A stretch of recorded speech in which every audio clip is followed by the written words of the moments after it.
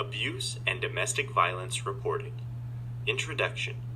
Abuse has many forms and many victims, so those who work in the healthcare, law enforcement, or education fields must be properly prepared to watch for signs of abuse in all patients, clients, or students. Child abuse. Symptoms of child abuse to look out for include unexplained injuries beyond injuries acquired from normal play. Suspicious injuries may include injuries that have a peculiar pattern, such as in a straight line or a circle, injuries in area of the body that are generally protected, such as the inside of the arms or legs, the back, or the buttocks. The explanation for the injury may be suspicious, or it may even change when asked again. Drastic changes in behavior, eating habits, or school performance. A child who seems to fear going home. Medical or dental problems that are continually left untreated. A child who seems to lack a certain level of personal care or hygiene.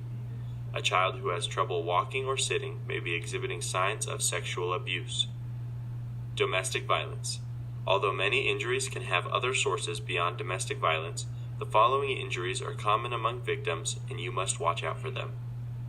A ruptured eardrum, a rectal or genital injury, cuts, scrapes, or bruises anywhere on the body, broken or loose teeth, cigarette burns, bite marks. Elder abuse. Signs of elder abuse are the same as possible signs of domestic violence, but physical abuse may also be manifested by the inappropriate use of drugs or chemical restraints. Financial exploitation, or the unauthorized use of an elderly person's funds or property, can be a common sign of elder abuse, and the perpetrator is usually someone that the victim is close to. Emotional abuse in the elderly can take two forms, either verbal or nonverbal. Verbal forms of emotional abuse are yelling, intimidation, humiliation, and ridicule. Nonverbal forms include ignoring or isolating the elderly person. How to respond. All healthcare workers, educators, law enforcement officers, and child care workers are mandated reporters when it comes to abuse. If you suspect abuse, you must either call local child protective services or social services.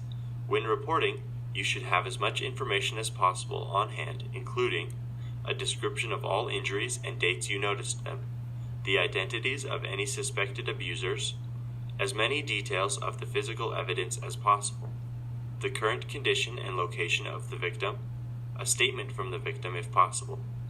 Conclusion. Healthcare workers must always stay alert and watchful for signs of abuse, as well as being knowledgeable of the proper authorities to contact in case abuse is suspected. You never know when attention to small details could help save somebody's life.